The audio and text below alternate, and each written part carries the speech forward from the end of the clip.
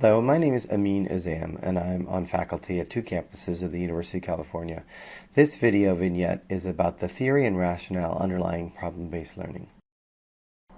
This video represents one of six of a series of videos and is the second of the 6 videos.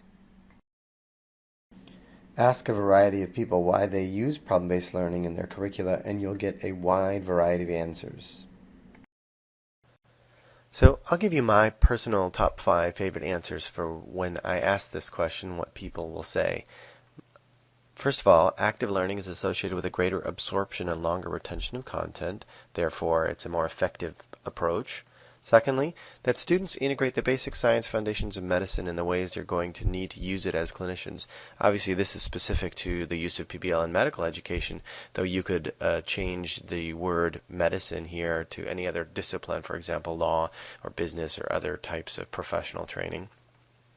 Third, no physician works alone anymore, so it's really become increasingly important to demonstrate proficiency in working with others. Again, I would argue that this is true regardless of the discipline, regardless of whether we're talking about just medicine or, again, law, business school, other types of professional training. Engineering would be another example. So it's really important to learn how to work together in teams, and PBL does that in a way that other types of curricular modules or elements don't. Fourth, this approach teaches a man, or a woman I should say, to fish, which is useful because medicine is a career of lifelong learning. So you're learning how to learn, not just what to learn. And last, my personal favorite, in this modern digital era of when our learners have all information available at their fingertips at all times on multiple screens and multiple devices, I don't think that any educational program should be in the business of information transfer anymore. What then are the pros and cons of using PBL in a curriculum? Again, ask people who use PBL and you will get, once again, a wide variety of answers. Here are my favorite answers. One of the big pros of using PBL is that there is a high faculty-to-student ratio. Of course, this is true in any type of small group learning. An additional pro of PBL is that there's generally higher student satisfaction.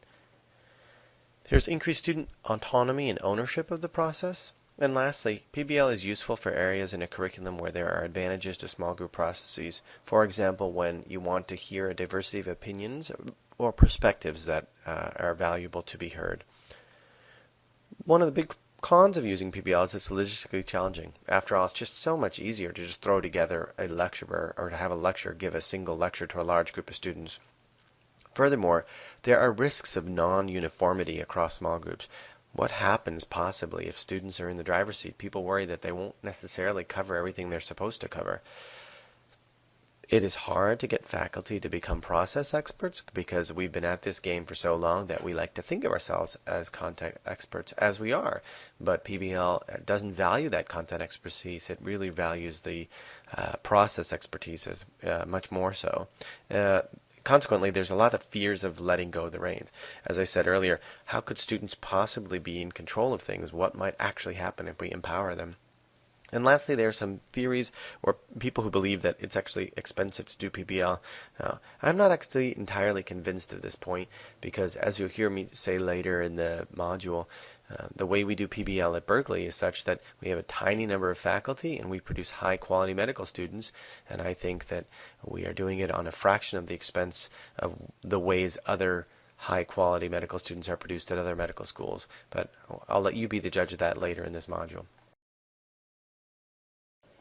Everything I've talked about thus far relates specifically to PBL as a specific session or element of a curriculum. But what I want to do now is talk about the PBL curriculum. That is, what if we're using PBL extensively throughout a longitudinal curriculum as opposed to just a single PBL session?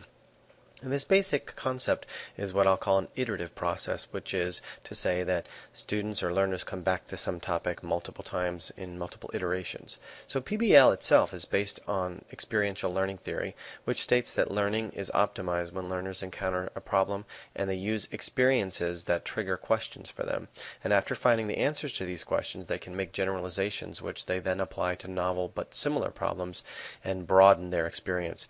So let me animate that for you. Let's say that we have a theoretical PBL case of a patient who will turn out to have a myocardial infarction. At the beginning of the case, it just starts by saying, patient comes into your office complaining of or expressing concern of chest pain. So students working in a PBL will say, gee, what is this chest pain? We don't know what it is. And they'll use their life experiences or their learner experiences thus far to try to figure out what's going on. So one of them might say, my dad had this thing where he developed chest pain and it turned out it was a muscle strain from moving some furniture. So that could be possibly what's going on. They will then discover as they proceed that there's some questions where things don't quite make sense. So this case will say, oh, the patient says it feels like there's an elephant sitting on his chest and it radiates down his left arm. Well, the students will say, well, that doesn't make sense. My dad didn't have pain radiating down his left arm. And so then they will try to figure out and learn from what are the differences between the case in front of them and their previous experiences.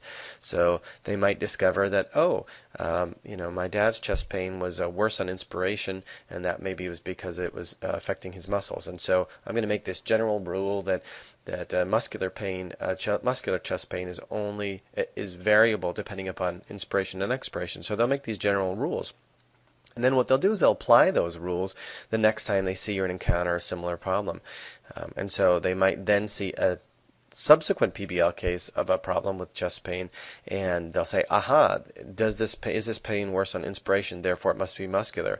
And what might happen is that this new PBL case is not either muscular chest pain or a myocardial infarction, and it raises new questions for them. So once again, they have to modify their general rule, and then apply it to ever widening circles of problems or experiences. And what this does then ultimately is it creates this virtuous widening circle. Each iteration or pass through a topic, students are broadening, deepening, expanding their understanding of specific problems and generalizing that information and knowledge to other similar problems. So let's just pretend that we have a hypothetical PBL curriculum, which I'll pictorially depict here as this series of blue boxes running from the left to the right over the course of a curriculum. And let's also pretend that this is a bucket of knowledge that all students will want to learn about the renal and urinary system. And this bucket should be full by the end of the curriculum.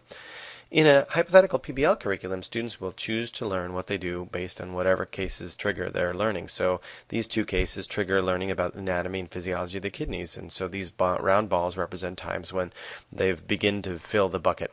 So case 8 may also prioritize learning about metabolic and systemic disorders of the kidneys. Case 12 comes back to anatomy. It also is a time when students choose to learn about the treatment of the kidneys. So what you'll see is that these balls start to fill the bucket of knowledge.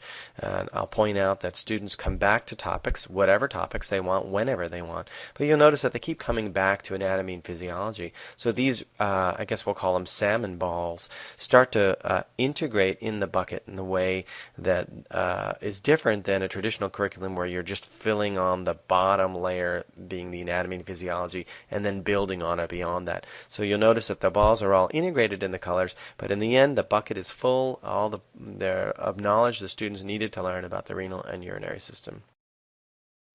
And that's all I want to say about the theory and or rationale underlying the use of problem-based learning in medical curricula. Remember, this is one of a series of 6 videos, so if you like this one, watch another.